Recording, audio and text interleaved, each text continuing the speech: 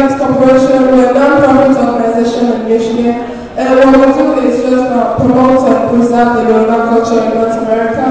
And we bring the language to some of the colleges in the United States, and we intend to go worldwide. And one of the ways that we actually reach out to people is through cultural events. Our website is yorubanews.com. You can check us out. And our convention is coming up in August for all the nights. And you don't have to be Yoruba to be a part of this.